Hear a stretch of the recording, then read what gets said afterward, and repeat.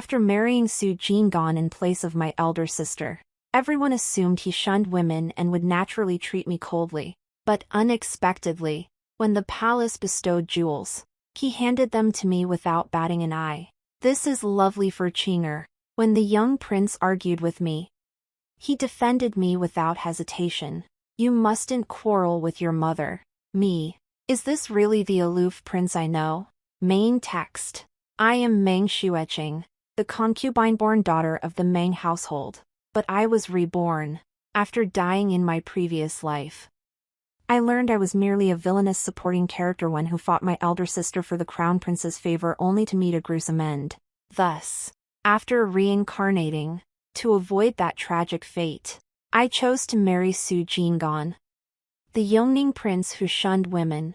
Everyone assumed he'd treat me coldly, but in truth, he was very kind to me. After night fell and we finished supper, Su Jingon dismissed the young prince and returned to our chambers with me. Moonlight streamed like water through the corridor.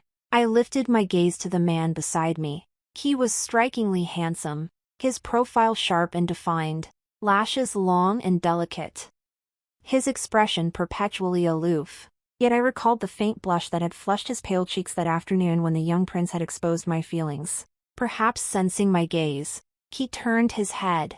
When our eyes met, his gaze flickered slightly before shifting away. He asked softly, "Do you still like those jewels?" "Yes. Thank you, Your Highness." "No need for thanks." The awkward exchange ended, ushering in another round of silence.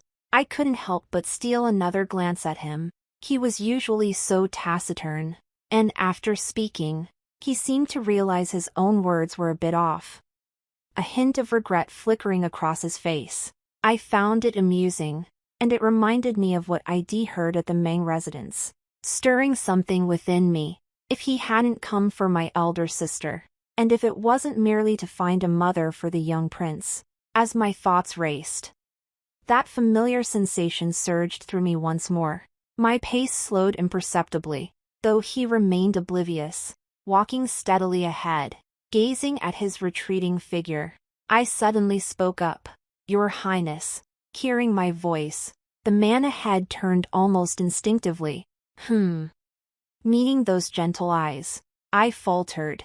The words caught in my throat, suddenly impossible to utter, seeming absurd.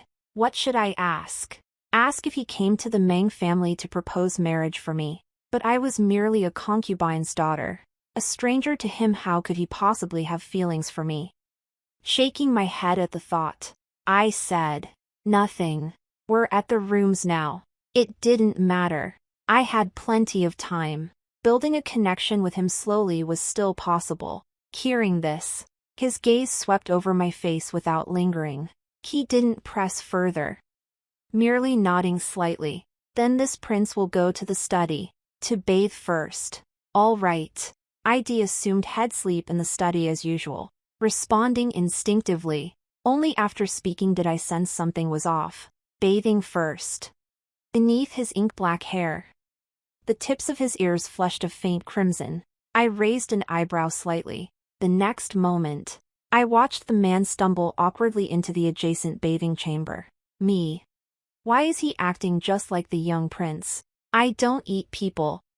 After all, after we both bathed and lay fully clothed on the bed, I distinctly felt the person beside me tense up, as if afraid of touching me. He slept far away. I felt a bit helpless, but after pondering all day, I was too tired to dwell on it. I simply drifted off into sleep. Autumn had arrived, and the weather grew increasingly cold these past few days. In my sleep, I suddenly felt chilly, vaguely sensing a large, warm body beside me.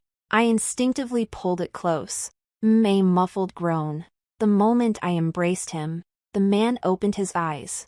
His usually faint gaze now held a deep, intense desire. Yet he managed to restrain himself, doing nothing but raising his hand to shield his eyes, his neck straining so much the veins stood out. That night, I had a dream. It was the Lantern Festival. The markets in the capital city bustled with lively crowds. Miss That lantern is truly beautiful. Taoshi walked beside me along the long street when suddenly, her gaze was drawn to a lantern. She tugged at my arm eagerly. I followed her gaze but didn't seem very excited. You stay here and look. I'll go over there to see. With that, I turned and walked away. My expression urgent, as if rushing to meet someone. Tao Ji, still immersed in the dazzling lanterns, didn't pay much attention to my words. Seeing this, I quickened my pace and disappeared into the crowd, heading in a specific direction, but the crowd was dense. Before I could push my way through, I was suddenly tripped. Some unknown foot had stepped on mine, sending a piercing pain through my ankle. Just as I was about to cry out in frustration, a pair of hands lifted me up. The person wore a brocade robe with a gold-embroidered round collar, their brow radiating heroic spirit. Miss, are you all right? I looked up, meeting those beautiful phoenix-like eyes. For a moment, everything around me seemed to fade away. Only the thunderous pounding of my own heart filled my ears. Princess consort, princess consort, you must wake now. Suddenly, a familiar female voice snapped me from my reverie. Half asleep, half awake, I opened my eyes to see Taoshi standing mere inches away, my consciousness slowly returning. That Dramit was the scene of my first encounter with His Highness the Crown Prince. But now, thinking back, it felt odd. I had clearly intended to meet someone. Yet after encountering Yuan Su, something important seemed to vanish from my mind. A sudden wave of unease washed over me. It felt as if, in that moment, I had stepped from the audience onto the stage, singing the opera with all my might, yet forgetting the life that truly belonged to me. Suddenly, I longed to see Su Jinggan. Where is His Highness? I touched the seat beside me, still faintly warm, must have left only moments ago. Hearing my question, Taoshi chuckled teasingly and winked at me. His Highness specifically asked me not to wake you. He's having breakfast with the young prince now. You could still catch up with him, Your Highness. Ever since learning I wouldn't be leaving the mansion, Taoshi and Shichue had started trying to matchmake between Su Jinggan and me. I felt an inexplicable flush of heat and reflexively protested. I was going to have breakfast anyway. What do you mean speeding over? Yes. Yes. Yes. The two maids giggled as they finished dressing me. By the time I reached the flower hall, I heard the young master's exasperated voice. Father, you can't just stay silent. That won't win mother's heart, the tutor said. A virtuous lady is a gentleman's ideal mate. A woman as beautiful and kind as mother. If you don't make the first move, someone else will sweep her off her feet. Su Jinggan sat silently, seemingly deep in thought. Oh my! The young prince, impatient by nature, sprang to his feet, ready to deliver a passionate speech. I walked into the flower hall naturally. Before I could find a seat, the young prince turned his head abruptly, caught off guard. He saw me. His little face froze. His breath caught in his throat. Then he silently sat back down and finished his breakfast in a hurry. Then, with a serious expression, he said to me, I'm off to school. Me. Go ahead. Hearing this, the young prince turned to bolt, but seemed to remember something. He glanced back at Su Jinggan, still deep in thought, and muttered, Oh right, father. If all else fails, use the handsome man tactic. The handsome man tactic. I froze, stunned. Before I could react, Su Jinggan's face flushed crimson. He snapped. Suzai. The young prince stuck out his tongue and scurried away. Soon, with the little one gone, the flower hall fell silent once more. I paused, about to sit across from the man, but before I could take a step, a faint scraping of chair against floor reached my ears, followed by a deep voice. Sit here. I looked up to see the seat beside him, noticing my surprised gaze. Su Jinggan's handsome face showed no change, though his expression felt slightly unnatural. After a moment's thought, I complied and sat down. Seeing this, The man's eyebrows seemed to lift slightly. We finished breakfast in silence. Before leaving, he glanced at me again and said, "I'm off to court." His tone was as natural as any husband reporting to his wife. I froze for a moment. He usually left immediately after breakfast, rarely bothering to say anything special to me. Out of the corner of my eye, I caught sight of his crimson-reddened ears. A warmth spread through me, lifting my spirits. All right. He was actually quite adorable. Meanwhile, after Su Jinggan stepped out the door, the young servant who often followed him couldn't help but remark, "Your Highness, your face seems a bit flushed." Hearing this, Su Jinggan gave a light cough, his narrowed eyes glancing sideways. "I'm just hot." The servant glanced at the bleak, autumn wind-swept sky. "If you say so." Come evening, when Su Jinggan returned from court, I was guiding the young prince in calligraphy practice in the courtyard, watching his dogs crawl characters. My temper flared. "Do you think your teacher can even recognize your writing?" Seeing my dark expression, the young prince shrank his neck but stubbornly protested. "Of course he can." My face remained stony. "Rewrite it." "No." The young prince glared with his wide, round eyes. Just then, he caught sight of Su Jinggan returning from court. His eyes lit up, and like a little cannonball, he dashed over, immediately complaining, "Father, Mother says my writing is ugly." I looked up too, about to say something, but before I could speak, the cold-faced man declared without hesitation, "It never was good. Don't argue with your mother, young prince." The young prince's face froze in obvious shock, but he quickly pouted in hurt. "Father, you just spoil her. I'm no longer daddy's little treasure held in the palm of his hand." With that, the young master scooped up his brush and ink and dashed off. Not a trace of sadness left. I seriously doubted he was just trying to avoid practicing calligraphy. That little rascal. But before I could call after him, a human wall suddenly appeared before me. Immediately after, a large hand opened before me, revealing a stunning ruby-adorned gold hairpin in its palm. This was. I lifted my eyes, meeting those deep, piercing eyes. The man's low, pleasant voice reached my ears. "His Majesty bestowed some gifts today. This one is beautiful. I'm giving it to Chinger." He likely hadn't given a gift to a woman before. In the sunset, his fair face flushed like dawn clouds.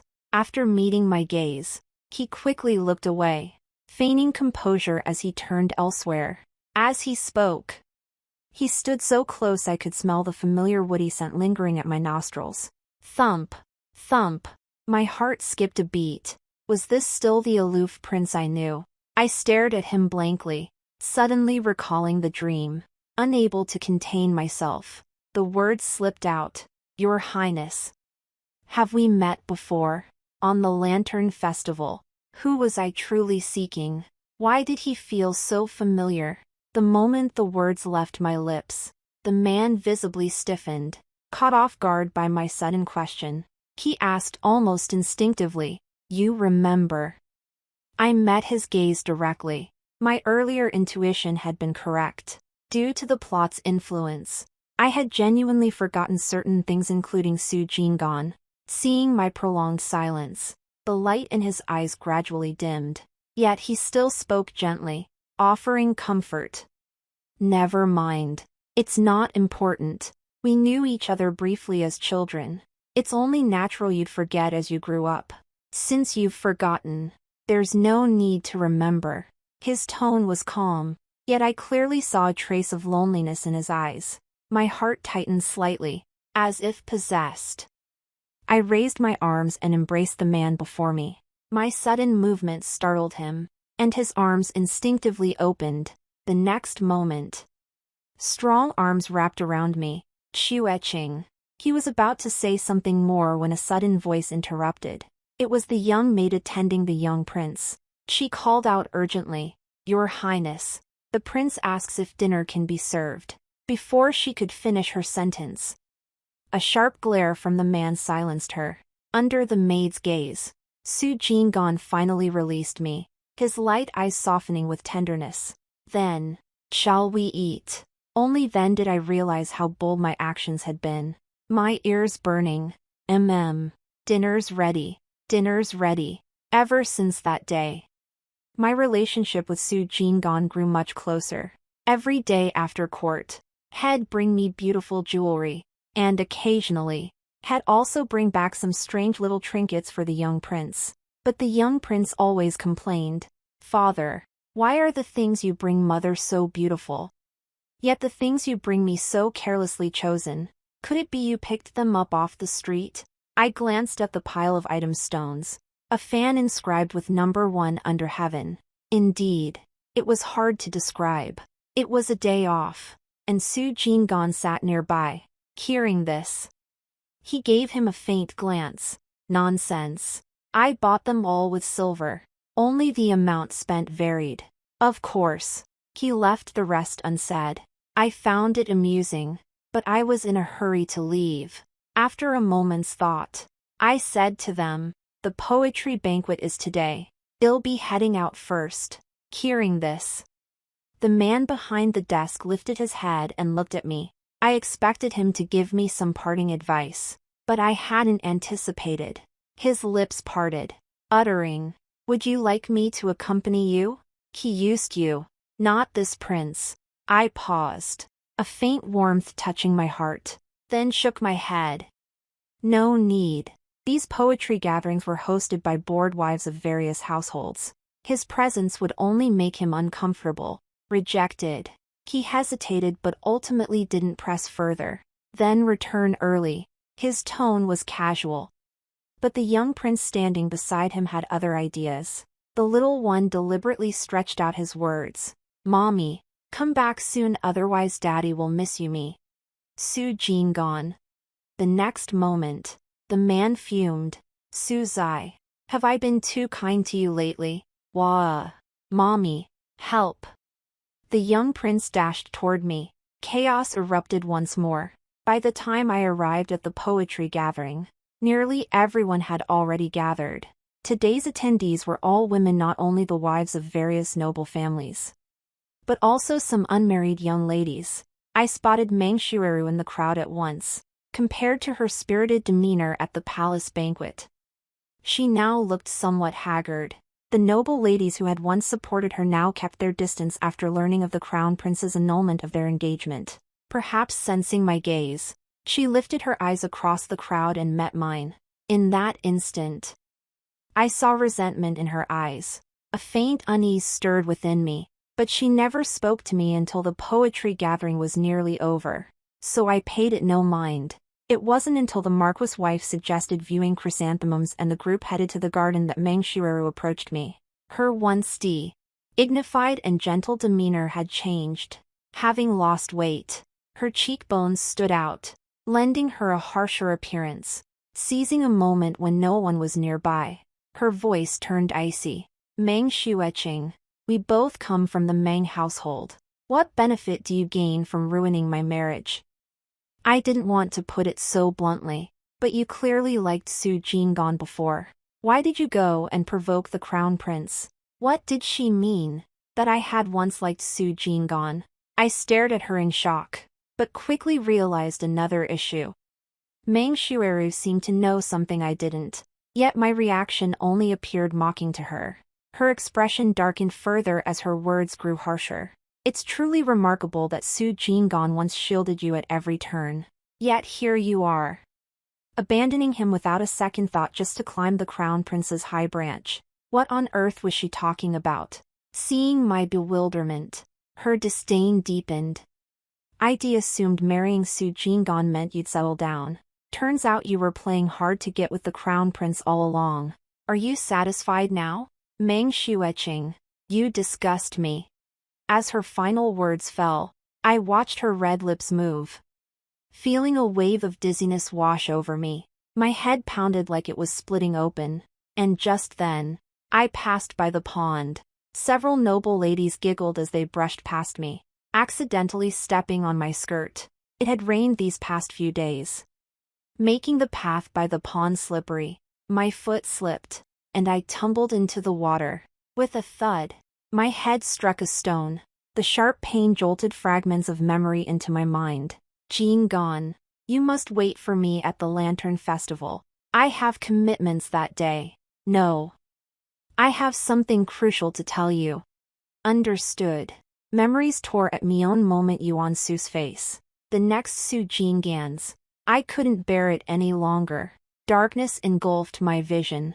Before slipping into unconsciousness, I could only hear the chaotic voices around me. Someone. Princess consort of Yongning.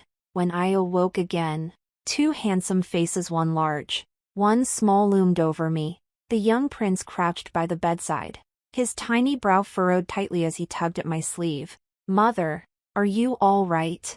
Beside him, Su Jean Gan's eyes were filled with equal concern. I forced a smile. I'm fine. Hearing my words, the young prince exhaled in relief. You scared me to death. Seeing this, Su Jean Gan spoke softly. All right. You're making too much noise. You're disturbing her rest. Go eat something and return to your room to study. The young prince seemed reluctant to leave, but at Su Jean Gan's slight frown, he hopped off the bed, grumbling. Fine. I'm leaving. After he departed, I gazed at the man standing just a few feet away, my eyes stinging. Compared to the youthful, inexperienced face I remembered, he now carried a much greater sense of calm and composure. That's right. I remembered. My first encounter with Su Jean Gan had been by the pond. Back then, I was merely an unloved concubine's daughter in the Meng household. After clashing with other noble young ladies, I was accidentally pushed into the pond. Panicked, they abandoned me and fled. The pond was secluded. I thought I'd drown there, never expecting him to see me. When he pulled me out, we were both soaked through. He was always reserved and taciturn, sitting nearby without looking at me. Back then, he wasn't a prince yet, just the second young master of the Yongning prince's mansion. Everyone said the second young master Su had an eccentric temperament and was cold-hearted. Girls who had once been drawn to his striking looks were all scared off by his icy demeanor. Soon, rumors spread that he avoided women altogether, but I hadn't heard those rumors back then. To me, he was simply a gentle, thoughtful young man, just quiet. We studied together at the same private academy, and after that, I often sought him out. At first, he avoided me, unwilling to get close, but as time passed, he evolved from coldly dismissing me to silently listening to my words. He even specially arranged for a female swimming instructor to teach me, so that if I fell into the water again, he wouldn't be there to rescue me. The pond in this house isn't shallow. I can't possibly rush over every time. Once you learn, you'll be able to save yourself, young Master Su Tu said, his expression cool as he looked at me, his voice devoid of much emotion. Yet I noticed the warmth in his eyes. He was the type who acted rather than spoke, never one for sweet words. But I was hopelessly drawn to that very quality. I gave him many gifts: sachets, pouches, sugar figurines, kites.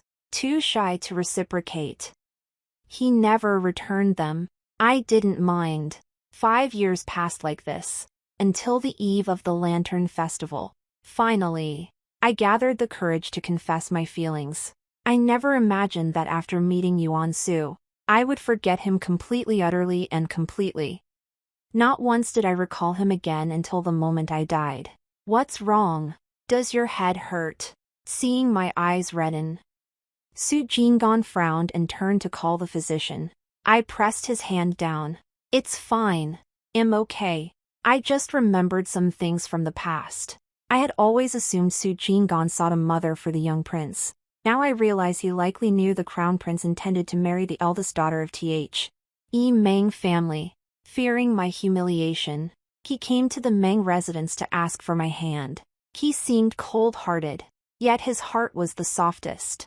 I'm sorry about the Lantern Festival. That day, I broke my promise. I lowered my gaze as tears streamed down my cheeks. Self-reproach and guilt washed over me like a tidal wave. making even breathing feel difficult. That day, he had said he would come and he would come. He must have waited for me for a long time. But in the end, he didn't wait for me. He must have been angry. The next moment, warm fingertips wiped away my tears. A gentle voice murmured from above, tinged with anticipation. What did you wish to tell me that day? Might I still learn it now? Through tear-blurred vision, I lifted my gaze to meet those tender eyes. He was waiting, recalling his actions these past days. I felt a surge of emotion. So he also had feelings for me. For a moment, my heart pounded like a drum. My face flushed, as if transported back to that night of dazzling lights. Yet I found myself speechless, because my wish from back then had already come true. That wish was to marry him. Without waiting for my answer, Soo-jin-gon forced a smile and ruffled my hair. Never mind. Tell me when you're ready. Me. With that, he stood up. It's late. You're injured. Rest first. Ill sleep in the study. I glanced out the window. Unnoticed. Night had fallen. He turned to leave, but halted after only a few steps. He turned back, looking utterly astonished. I lowered my gaze, releasing the grip on his sleeve, and stammered. The night is deep and the dew heavy. The study is cold. You should stay here. At these words, the light in his eyes dimmed slightly. After a long pause, he managed to force out, "All right." After washing up, he lay down fully clothed beside me. His breathing shifted from steady to slightly hurried before he turned away. I turned my head to gaze at his broad back. He was the one I'd loved since youth. After missing him for so long, my heart stirred once more, and my thoughts wandered. But the next moment, another thought struck me. In my past life, Soo-jin-gon had died young. I'd always assumed it was due to poor health, but over these past 6 months, his routine had been disciplined. His physique robust, didn't seem like someone had suddenly fall gravely ill. So what had truly caused his death? The question lingered in my mind, yet I hesitated to ask him outright. By the time I regained my senses, my arms were already wrapped around his waist. The next instant, I distinctly felt his back stiffen. Then, his slightly hoarse voice came. "What is it?"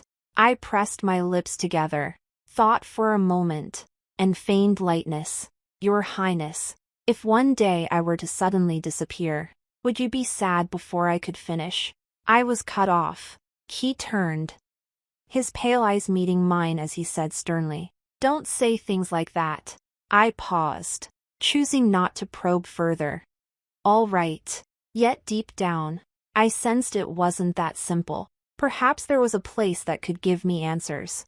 The day of rest passed, and Soo-jin-gon went to court as usual. I watched the man leave, then ordered the matron to send the young prince to school. Only then did I set out with Taoji for Hongyun Temple. "Princess, what are you going to pray for?" Taoji, who rarely had the chance to go out since joining me in the prince's residence, was bursting with excitement as we rode in the carriage. I whispered softly, "To seek an answer." "What?" My voice was soft, and Taoji didn't catch it. Turning back to ask again, I shook my head and changed the subject. "Of course, to pray for peace and safety." Hearing this, Taozi's eyes lit up with a smile. "Oh my, surely it's for the prince." "Me. You're the clever one, little maid." Hongyun Temple wasn't too far from the prince's residence. The carriage took half an hour to reach it, but when the carriage stopped, my gaze followed the towering temple downwards, landing on the seemingly endless staircase stretching into the distance. My legs went weak. There were far too many steps. People said Hongyun Temple was exceptionally efficacious, but to have one's wishes granted, sincerity was paramount. Thus, climbing these 1,000 steps was considered a trial in itself. Some even went further, kneeling and prostrating themselves with each step. Upon seeing the endless staircase, Taoji instantly turned as pale as a frostbitten eggplant. "Your Highness, Perhaps we should choose another temple. I gave no reply, lifted my skirt, and began the ascent. Seeing this, Taoji had no choice but to accompany me up Red Cloud Temple. By the time we reached the summit, we were both gasping for breath, leaning on my knees. I ordered Taoji to rest nearby before stepping alone into the temple. I had expected the bustling temple to be filled with busy monks, but to my surprise, only one elderly monk knelt alone before the Bodhi tree. He didn't even glance back as I entered. I pressed my palms together. Master. This humble believer seeks an answer. As the words fell, the figure before me slowly turned, his expression benevolent. The answer you seek, you must see for yourself. See for myself. Before I could process it, darkness engulfed my vision.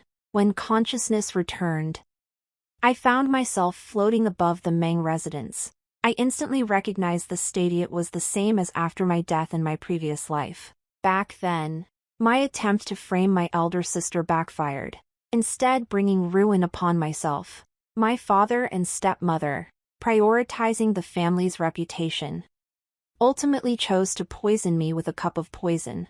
After my death, my soul drifted within the Meng residence for 7 days. During those 7 days, my elder sister successfully married into the Eastern Palace. Meanwhile, the Yongning prince, who had always been robust, passed away prematurely. Thinking of this, I immediately headed toward the prince's residence. Being in spirit form allowed me to move swiftly, yet when I arrived at the mansion, I searched everywhere but found no trace of Su Jinggan. Anxiety began to gnaw at me. Just then, a servant boy sighed to his companion. Who would have thought the prince could feel such deep affection for that second Miss Meng? Yeah, maybe that second Miss Meng isn't so bad after all. They say the 9,000 steps of Hongyun Temple are the closest place to heaven. If he's bowing at every step, he'll climb himself to death. My body froze.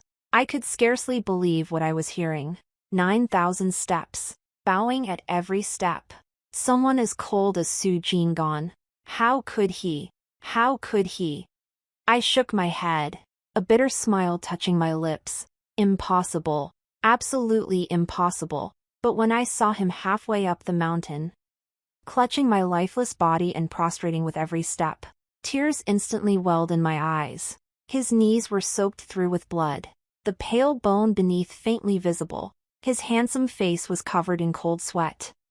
His lips drained of color, yet he still looked down at me in his arms and whispered, "This shouldn't be how it ends.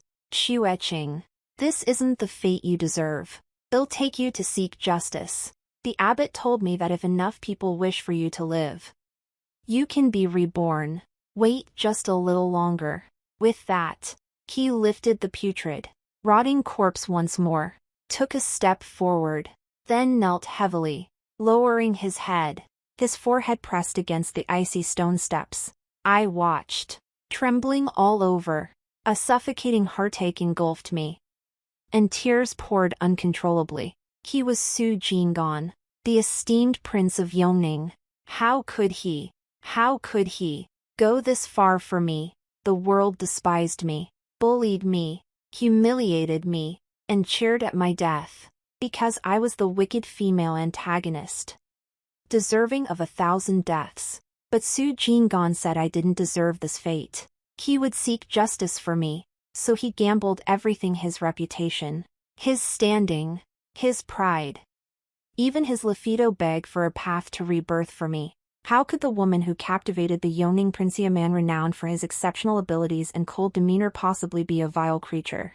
Su Jinggan. I lost control, lunging madly to stop him, but the moment I reached out, the sky brightened. I snapped back to reality, surveying the solemn, sacred surroundings. I was still in the temple. I raised my hand to touch my face. My cheeks were wet. The monk before me still smiled kindly. "Lay devotee, cherish this karmic connection." My heart heavy with unease, I nodded, tossed a generous offering into the incense oil box, and hurried away. I longed to see him. When I rushed back to the prince's residence in a panic, Su Jingon was nowhere to be found. Emerging from the study, I happened to spot the steward passing by and hurriedly asked, "Where is His Highness?" Caught off guard by my abrupt question, the steward startled but replied respectfully, "His Highness dismissed court early today, noting your Highness was absent. He personally went to fetch the young prince. He should be returning shortly." His words had barely faded when a servant's voice echoed from the doorway. "Your Highness, you're back." The familiar voice drew my gaze upward. At the entrance, a tall, slender figure came into view, accompanied by the young prince clutching 2 strings of candied fruit, his eyes glistening with desire. Spotting me, the young prince's eyes lit up. He hurried toward me, complaining, "Father's so mean. He insisted mother pick first. I was starving." Reaching me, the little one tilted his head, holding up 2 large, bright red sugar dumplings. "Mother, father bought us sugar dumplings. Pick one."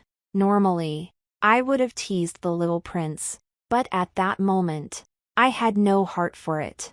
Su Jingon also approached us, feigning indifference as he looked at me. I happened to see them on the way.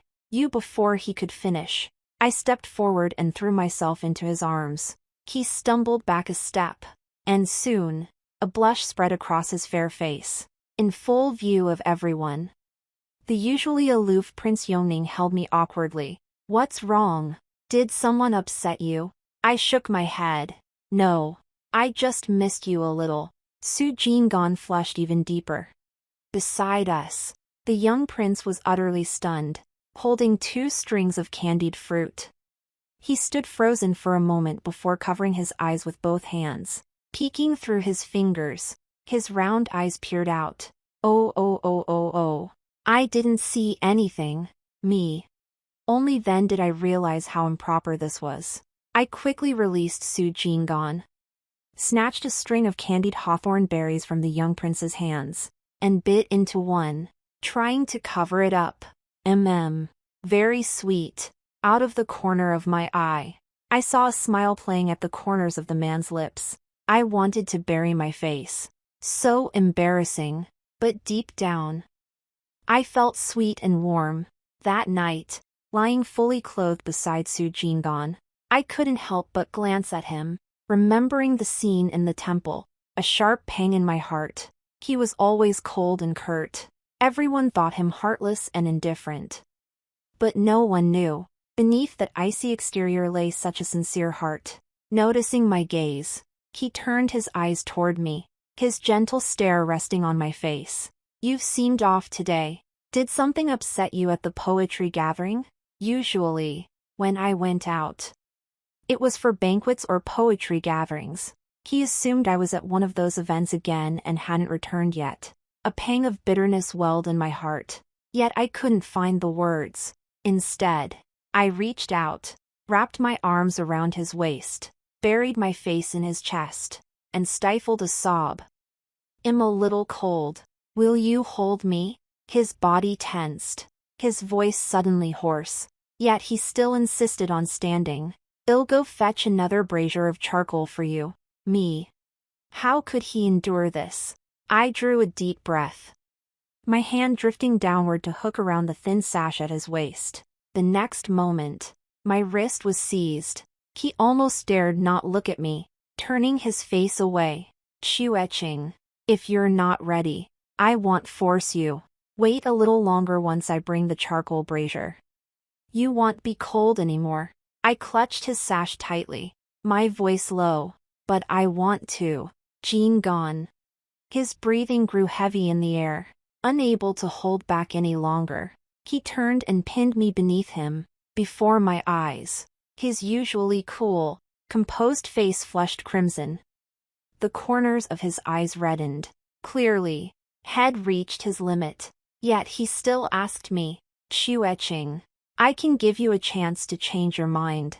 The crown prince's consort hasn't been decided yet. If you regret this." His voice grew hoarse as he finished. "It's just, I can't bear to let you go." Hearing this, my eyes stung with warmth, a mix of heartache and guilt. This fool. He still thought I liked the crown prince. I wrapped my arms around his neck and pressed my lips to his. The world around us seemed to fall silent in that moment. Only the thunderous beat of our hearts echoed deafeningly. Lost in passion. Jean gone. I've always admired you. I know. Me too. The next morning, when we went down for breakfast, the young prince was already waiting impatiently. Father, why did you sleep in today? Sued Jean gone. But he was a man accustomed to composure, steady as an old dog. I stayed up late last night tending to your mother. I nearly choked on my porridge. This was indeed taking care. He nearly took care of my waist off. Fortunately, the young prince was young and didn't think much of it. He quickly believed the story and turned to stare at me. Suddenly noticing something, he gasped. Mother, are you all right? Hey, mother, there are several red marks on your neck. The next moment, Su Jinggon covered his mouth. Eat. Finish your meal before going to school. With that, the man cleared his throat, his attempt to cover it up only making it more obvious. The maids and servants around us all smiled. I felt utterly embarrassed. Finally, I glared at him, and he picked up a piece of pork knuckle for me. Ever since Su Jinggon and I confessed our feelings, Head returned to his usual aloof self. But I couldn't contain myself. During a quiet moment while he practiced calligraphy, I wrapped my arms around him from behind, resting my chin on his shoulder. Husband. Head likely never heard me call him that before.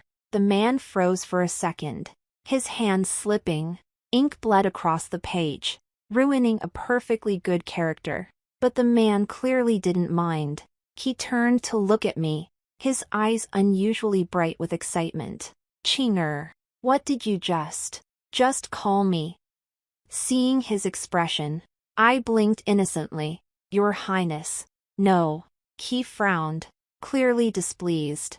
I rarely saw such a range of expressions on his face, which only amused me more. I leaned closer to his ear and whispered deliberately. Husband. The tips of his pale ears flushed crimson instantly, but immediately after, he pulled me into his arms. Say it again. Husband. Just as I gloated over my successful scheme, he suddenly pulled something from the bookshelf and said to me with a serious expression. Wife. Yesterday I found something good. It's something you brought with you when you married into this family. What could it be? The next moment, when I saw what he was holding, my face flushed bright red. His face flushed too, his hot breath brushing my ear. How about trying it tonight? 3 months of such shameless days passed in the blink of an eye. During this time, my elder sister was betrothed to the young master of the Marquis household, while His Royal Highness the Crown Prince, preoccupied with state affairs, seemed unconcerned. When Su Jinggon mentioned this to me, he actually regarded my elder sister with new respect. Your elder sister seems remarkably open-minded. I froze slightly. From the imperial family to a Marquis household, Meng Shireru had clearly made her choice. Rather than marry the crown prince who had stripped her of all dignity, she'd chosen a worthy husband instead. The original male and female leads had ultimately parted ways. Yet I found nothing wrong with it. From childhood, Meng Shireru appeared gentle yet harbored hidden sharpness, possessing her own pride and self-respect. She looked down on me because of my lowly birth. Yet she never deliberately targeted me.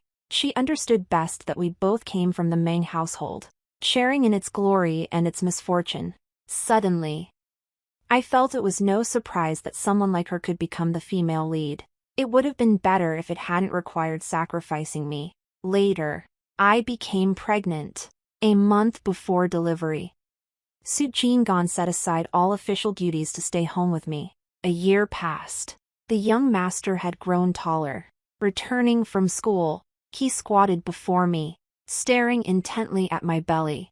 As if struck by an idea, he clenched one fist against the other, his eyes sparkling. If it's a little brother, They'll teach him how to catch cricket. Su Jin gone, entering from the doorway, heard this and his brow twitched. He grabbed his wayward son. Catch what cricket? Whether it's a brother or sister. You're the older brother, set a good example. Now get back to your studies. At the word study, the young prince instantly wore a mournful expression. Wah. Studying again. When will I ever get to stop studying? I want to learn martial arts. Su Jinggon smiled kindly. Martial arts. Fine. Tomorrow I'll have the master come teach you. Remember to rise at dawn. Dawn. The young prince's face fell. But there was no time for regrets now. The next day, Su Jinggon handed him over to the master instructor. He wasn't brought back until my child was born. I gave birth to a boy and named him Su Zixing. I expected the young prince to be somewhat disappointed. But instead, the young boy's eyes lit up. Great. I finally don't have to be the crown prince anymore. I can go play. Me. Su Jinggon. This kid. Epilogue. Years later, a pair of twin stars emerged in the capital, one scholarly, one martial. They dominated the court. But privately, the now adult Su Zai gazed at the fair-faced youth, chin resting on his hand. Hey, Su Zixing, wanna grab a drink? Su Zixing didn't even lift his eyelids. His tone icy. I'm still busy. You've got it easy, I'm the one stuck being the young master. Su Zai scratched his head. Heh heh. No worries. I'll wait for you. Wait for you. The story ends here. Thank you for reading. The next chapter will be even more exciting.